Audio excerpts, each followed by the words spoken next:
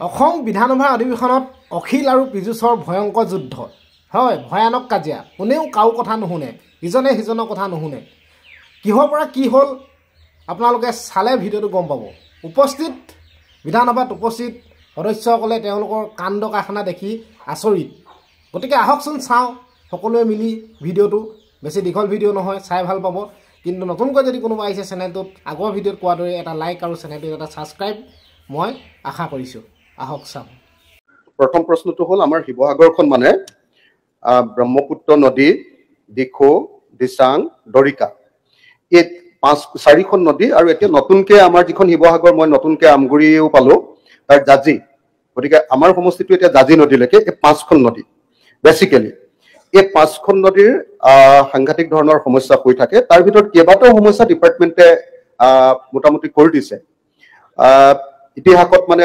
1954 চনৰ পৰা 65 চনৰ ভিতৰত অসমৰ চব মথাউৰিবিলাক বনাইছিলে আমাৰো মানে সেই দিখৌ নদীৰ মথাউৰি সেই তেতিয়াই বনোৱা এই প্ৰথমবাৰৰ কাৰণে মোৰ কাৰ্যকালত আৰু এই মন্ত্ৰীৰ কাৰ্যকালত তেখেতৰ কাৰ্যকালত প্ৰথমবাৰৰ কাৰণে নতুনকৈ 20 কিলোমিটাৰ মথাউৰি আমি নতুনকৈ বনাই আছো এতিয়া সেইটো হ'ল দিখৌ নদীৰ কিন্তু আমাৰ প্ৰব্লেম কেইটামান আছে যে সেই প্ৰব্লেম কেইটা সমাধান কৰাটো খুব প্ৰয়োজন মই ভাবো যে এক নম্বৰ প্ৰব্লেমটো হ'ল যে ব্ৰহ্মপুত্ৰ নদীত আমাৰ সমষ্টিটো এতিয়া আমগুৰিলৈকে মোৰ যিহেতু পৰিলে গতিকে আমাৰ সমষ্টিটোত 26 কিলোমিটাৰ ব্ৰহ্মপুত্ৰ নদীখন পৰিছে তাৰে 11 কিলোমিটাৰ সাংঘাতিক ধৰণে খহনীয়া হৈ আছে তাৰ কাৰণে এছিয়ান ডেভেলপমেণ্ট বেংকৰ এটা বা ৱৰ্ল্ড বেংকৰ আমি এটা প্ৰজেক্ট দাখিল কৰি থোৱা আছে সেই প্ৰজেক্টটো যদি নহয় তেতিয়াহ'লে আমাৰ শিৱসাগৰখন নাপাছে গতিকে সেইটোৰ কি হৈছেগে এটা খবৰ আমাক লাগে নাম্বাৰ 1 নাম্বাৰ 2 আমাৰ দৰিকা নদীখনে গোটেই শিৱসাগৰখনৰ মানুহক দুখীয়া কৰি দিছে আৰু সেইকাৰণে মই আপোনালোকে জানে আপুনি জানে ছাৰ আপুনি সুবিধাটো দিছিলে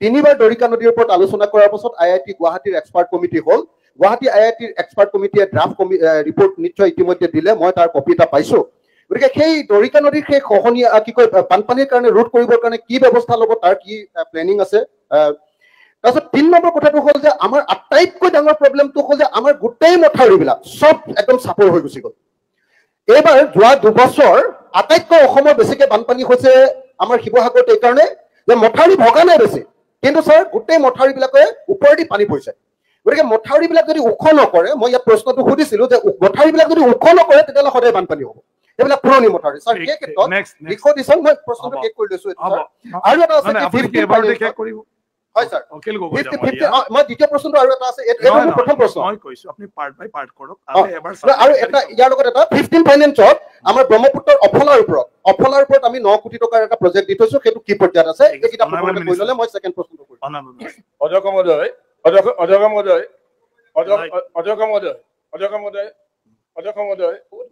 অজগমদয় মানে আমগুৰি সমষ্টি এমএলএ মই ইয়াত বহি আছো আমগুৰি সমষ্টি এমএলএ কেনেকা আৰু এজন এমএলএ হ'ল ইয়াত হ'ব তেখেতে আপোনাৰ প্ৰতি সহানুভূতি দেখুৱাইছে আপুনি পৰীক্ষা কৰি দিব লাগিব এইটো এজন এমএলএ ইয়াত বহি আছো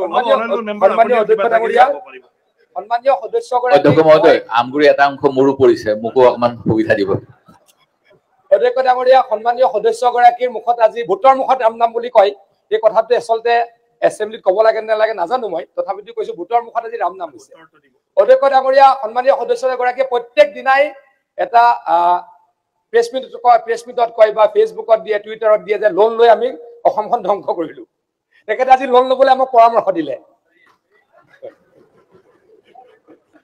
তেখেতক এডিবিৰ পইচা লাগে এছিয়ান ডেভেলপমেণ্ট বেংকৰ টকাৰে তেখেতৰ সমষ্টিত ডেভেলপমেণ্ট লাগে গতিকে তেখেতে আমাৰ লোন লোৱাৰ যিটো আমি প্ৰক্ৰিয়া আমিতো চেন্ট্ৰেল গভৰ্ণমেণ্টৰ নিয়মতে লোন লওঁ আৰু এডিবি অধ্যক্ষ ডাঙৰীয়া আগতেই কৈছো এডিবি ৱৰ্ল্ড বেংকে আচলতে চেন্ট্ৰেল গভৰ্ণমেণ্টে আমাক লৈ দিয়া লোন তাৰ 20% অসম গভৰ্ণমেণ্টে দিব লাগে 80% চেন্ট্ৰেল গভৰ্ণমেণ্টে দিয়ে যি কি নহওক লোনৰ কথাত তেখেতে আজি ন্যায্যতা প্ৰদান কৰিছে মই তেখেতক ধন্যবাদ জ্ঞাপন কৰিছো আৰু আশা ৰাখিছো তেখেতে যাতে আজিৰ পৰা এইটো এছেম্বলিত ৰেকৰ্ড হৈ থাকিব লাগে এই লোনৰ বিষয়ে মানুহক বিপথে পৰিচালিত কৰিবলৈ প্ৰচেষ্টা নকৰে মই তেখেতক আপোনাৰ জৰিয়তে অনুৰোধ জনাইছো এতিয়া মূল কথাটো হ'ল অধ্যক্ষ ডাঙৰীয়া তেখেতৰ সমষ্টিত যথেষ্টখিনি কাম কৰিছো তেখেতে সেইটো ধন্যবাদ দিছে মই প্ৰতি ধন্যবাদ আপোনাক জ্ঞাপন কৰিছো অধ্যক্ষ ডাঙৰীয়া তেখেতৰ সমষ্টিত আমি এডিবি সেকেন্ড ফেজত আমি 348 কোটি টকাৰ কাম শিৱসাগৰ জিলাত কৰিবলৈকে আমি প্ৰচেষ্টা চলাই আছো আৰু আশা ৰাখিছো অহা ডিসেম্বৰত আমি সেইখিনি কাম কৰিবলৈকে সেইখিনি কাম আৰম্ভ কৰিবলৈকে সক্ষম হ'ম। এতিয়া এইটো ক'ব লাগিব নেকি? আপুনি ক'ব নেকি এবাৰ যে লোনটো আমি বাণিজ্যতা প্ৰদান কৰিলো? মইতো কৰি দিলো। মইতো এডিপিৰ ছেকেণ্ড ফেজৰ যাতে কাম কৰিব পাৰো তাৰ কাৰণে মই আপোনাক এটা প্ৰত্যেক 15 দিনৰ পাছে পাছে আমি আজিকালি ফ্ৰেমাৰ অফিচত বহো। যিমান এডিবি ৱৰ্ল্ড বেংকৰ ইঞ্জিনিয়াৰ যিখন ডিষ্ট্ৰিক্টত কাম চলি আছে সকলোকে মাতি লৈ আহো। যোৱা 15 তাৰিখে বহিছিলো, তাৰ আগত জানুৱাৰী 27 তাৰিখে বহিছিলো, আকৌ 1 মাৰ্চত বহিম আৰু গোটেই সকলো আমি ঠিকাদাৰক মাতি লৈ আহো। আনি গোটেই আমাৰ পৰ্যালোচনা সভাত ক'ত কি সমস্যা হৈছে বিল পেমেণ্টলৈকে এক্সেম দি আদায় দিছো। অধ্যক্ষ ডাঙৰীয়া, যদি আমি 650 কোটি টকা এডিবিৰ আমি এই বছৰ খৰচ কৰিব পাৰো তেতিয়া আমি ছেকেণ্ড ফেজৰ টকা পাম।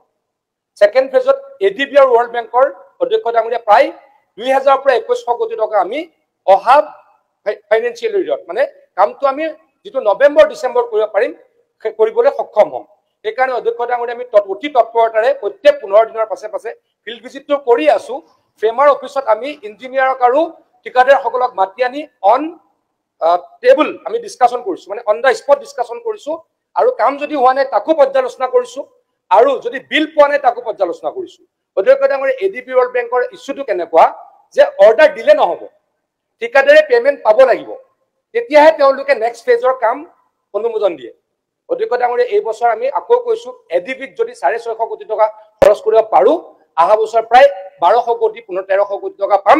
কৰিবলৈকে তীব্ৰতাৰে প্ৰচেষ্টা চলাই আছো। এই প্ৰচেষ্টা যদি আমি সক্ষম হওঁ তেতিয়াহ'লে নিশ্চয়কৈ শিৱসাগৰ জিলাত 448 কোটি টকা, গোলাঘাটত 463 কোটি টকা, যোৰহাটত 444 কোটি টকা, ধেমাজিত 379 কোটি টকা। অধ্যক্ষ ডাঙৰীয়া, অলপ কমে কৈছিলো, মুঠ 1642 কোটি টকা এই বছৰ আমি মানে নেক্সট ফিনান্সিয়েল ইয়েৰত ল'বলৈকে সক্ষম হ'ম। আৰু যদি সক্ষম হওঁ ডিচেম্বৰ বা নৱেম্বৰ বা ডিচেম্বৰ তাৰ কাম আৰম্ভ হ'ব। ঠিক তেনেকৈ ৱৰ্ল্ড বেংকৰো কামৰ প্ৰক্ৰিয়া আমি চলাই আছো, তাতো প্ৰায় 500 কোটি টকা পাম। মুঠৰ ওপৰত অহা বছৰ যদি আমি কামখিনিত ছাকচেছ হওঁ প্ৰায় আমি ৱৰ্ল্ড বেংক এডিপিৰে 2200 কোটি টকাৰ কাম কৰিবলৈকে সক্ষম হ'ম। দৰিকাটো আমি চাই আছো, দৰিকাৰ আমি এটা অধ্যক্ষ ডাঙৰীয়া আপুনি লোন ল'বও নিদিয়ে, এতিয়া দিব। দৰিকাত লোন ল'ব দিব নেকি? দৰিকাৰ কাৰণে লোন ল'ব দিব নেকি? দৰিকাৰ কাৰণে লোন ল'ব দিব? কৈ দিয়কচোন, কৈ দিয়ক। যদি লোন ল'ব দিয়ে মই কৰাই দিম। হা, এডিবিটো তেওঁ ন্যায্যতা প্ৰদান কৰিলে, এডিবিৰ পৰা লোন আনি তেওঁ কাম কৰিব, তেখেতে কাম কৰিব দিছে।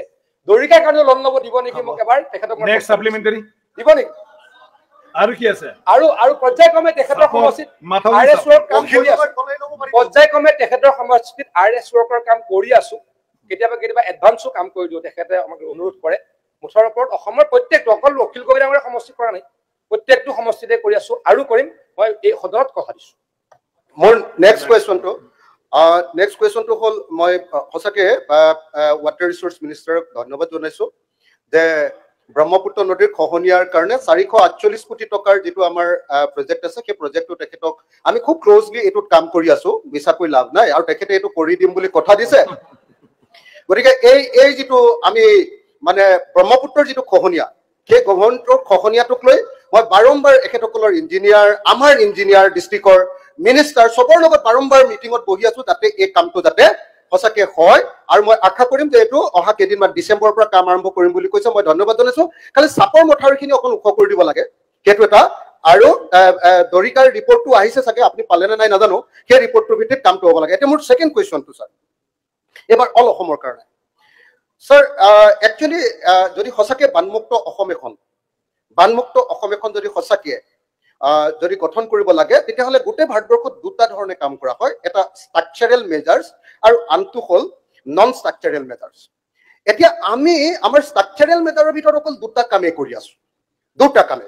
এটা কৰি আছো মথাউৰি বনোৱা, আৰু আনটো হ'ল আমি খহনীয়া ৰোধ। আপোনাৰ কুৱেশ্যনটো কওক।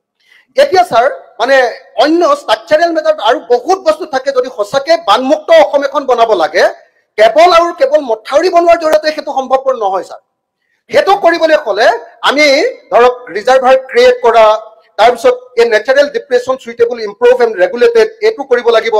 বা ডাইভাৰশ্যন অফ এটা অংশৰ কোনোবা নদী ডাইভাৰ্ট কৰি আকৌ বেলেগ অংশত লগাই দিব লাগিব, ক'ৰবাত আকৌ এটা টাউন এখনক বচাবৰ কাৰণে পেৰেলাল সৰু এটা নদী বনাই দিব লাগিব। এনেকুৱা ধৰণৰ বহুত পদ্ধতিৰ জৰিয়তেহে ছাৰ আচলতে বানপানী সমস্যাৰ স্থায়ী সমাধান কৰাটো সম্ভৱপৰ হয়। কিন্তু অসমত অকল পৰম্পৰাগতভাৱে অকল মথাউৰি নিৰ্মাণৰ কথা চিন্তা কৰি থকা হৈছে, যিহেতু এইটো ডিপাৰ্টমেণ্টে খুব মানে অগ্ৰণী ধৰণে মানে কষ্ট কৰি কামটো কৰি আছে। আৰু ময়ো এই ডিপাৰ্টমেণ্টটোৰ ক্ষেত্ৰত সদায় এই গোটেই বস্তুবিলাক লৈ ইঞ্জিনিয়াৰ বিলাকৰ লগত বাৰম্বাৰ বহি বস্তুখিনি আগবঢ়াবলৈ চেষ্টা কৰি আছো। গতিকে মোৰ প্ৰশ্নটো হ'ল মন্ত্ৰী ডাঙৰীয়া, অকল ষ্ট্ৰাকচাৰেল মেটাৰ মথাউৰি বনোৱাৰ বাহিৰে আৰু কি কি ব্যৱস্থাৰে আচলতে অসমৰ বানপানী সমস্যাৰ বিশেষকৈ ব্ৰহ্মপুত্ৰ নদীৰ খহনীয়া আৰু বানপানী সমস্যাৰ স্থায়ী সমাধান কৰিবৰ কাৰণে ব্যৱস্থা ল'ব খুজিছে, এইটো কথা জনালে ভাল। আমি কেন্দ্ৰীয় চৰকাৰক এই বছৰ প্ৰায় 650 কোটি টকাৰ 692 কোটি টকাৰ প্ৰজেক্ট আমি জমা দিছো। অধ্যক্ষ ডাঙৰীয়া, তাতে 15টা আমি ৰিজাৰ্ভাৰ বনাবলৈকে প্ৰস্তাৱ দিছো। আচলতে যিটো কেন্দ্ৰীয় গৃহমন্ত্ৰী সন্মানীয় অমিত শ্বাহ ডাঙৰীয়াই কৈছিলে যে অসমত পুখুৰী বনোৱা হ'ব আৰু অসমৰ বানপানী প্ৰতিৰোধ কৰা হ'ব। এতিয়া অধ্যক্ষ ডাঙৰীয়া, বহু ব্যক্তিয়ে পুখুৰী বনোৱাটোক লৈ তাচ্ছিল্য কৰিছিল। অখিল গগৈ ডাঙৰীয়া কৰিছিল নে নাই নাজানো, কিন্তু বহু ব্যক্তিয়ে তাচ্ছিল্য কৰিছিল। আজি তেখেতে ক'লে যে ৰিজাৰ্ভাৰ বনাব লাগে। আচলতে গৃহমন্ত্ৰী ডাঙৰীয়া হিন্দীত কৈছিলে, তেখেতে পুখুৰী বুলি ক'লে, আৰু আপুনি ইংলিছত ক'লে, মই ইংলিছত ক'লো ৰিজাৰ্ভাৰ বুলি ক'লো। ডিফাৰেঞ্চ এইটোৱে। অধ্যক্ষ ডাঙৰীয়া, কেন্দ্ৰীয় চৰকাৰে আমাক কথা দিছে যে অতি সোনকালেই অসম চৰকাৰক প্ৰায় 600-650 কোটি টকা দিব, আৰু আমি ইতিমধ্যে 15টা আমি ৰিজাৰ্ভাৰ বনাবলৈকে ডিপিআৰ বনাই কেন্দ্ৰীয় চৰকাৰক জমা দিছো। আৰু আমি কেন্দ্ৰীয় চৰকাৰৰ পৰা আশাবাদী, গভীৰভাৱে আশাবাদী যে ধনৰ আবণ্টন পাম আৰু এই ৰিজাৰ্ভাৰসমূহ আৰম্ভ কৰিম পৰ্যায়ক্ৰমে। 15টা ৰিজাৰ্ভাৰ অধ্যক্ষ ডাঙৰীয়া অসমৰ বানপানীৰ সমস্যা সম্পূৰ্ণ সমাধান হ'ব বুলি নকওঁ, কিন্তু অধ্যক্ষ ডাঙৰীয়া এটা কথা ঠিক যে আমি ষ্ট্ৰাকচাৰেল যিখিনি আমি কাম কৰিছো তাতো যথেষ্ট বানপানীৰ সমস্যা সমাধান হৈছে। অধ্যক্ষ ডাঙৰীয়া, আপুনি যদি আজি ধেমাজিলৈ চাই তাত 70% বানপানী নাইকিয়া হৈছে। আজি আপুনি মৰিগাঁও জিলালৈকে চাওক 70% বানপানী নাইকিয়া হৈছে। তেখেতৰ সমষ্টিতে মথাউৰি বনাব লাগে বুলি মথাউৰি বনাই দিছো, বানপানী নিশ্চয়কৈ তেখেতৰ সমষ্টিটো কম হৈছে। মাজুলীত বানপানী, লখিমপুৰত বানপানীৰ সমস্যা সমাধান নিশ্চয়কৈ 70%লৈকে হৈছে বুলি মই দৃঢ়তাৰে কওঁ। অধ্যক্ষ ডাঙৰীয়া, BTCত আপোনাৰ সমষ্টিত আমি কেনেকৈ শুক্লাই নদীত কি কাম কৰিছো, তাত কেনেকৈ সুফল পাইছো আপুনি নিশ্চয়কৈ জানে। অধ্যক্ষ ডাঙৰীয়া, এনেকৈ মই আকৌ কৈছো, কেতিয়াও কোনো আমি সেম আমাৰ ৱৰ্ল্ড বেংকৰ কাম আমি ক'ত কৰিছো, বৰপেটাতে কৰিছো, গোৱালপাৰাত কৰিছো, লাহৰীঘাটত কৰিছো। সকলো অসমৰ প্ৰত্যেকটো সমষ্টিতে পুঁজি সাপেক্ষে কৰিবলৈকে চেষ্টা কৰিছো। অধ্যক্ষ ডাঙৰীয়া, অকল আমি ষ্ট্ৰাকচাৰেল কাম কৰিয়ে বানপানীৰ সমস্যা সমাধান কৰিবলৈ, মথাউৰি বনাই বানপানীৰ সমস্যা সমাধান কৰিবলৈকে বিচৰা নাই, অন্য কামবিলাকো কৰিছো। এই ক্ষেত্ৰত আমি আগবাঢ়িছো।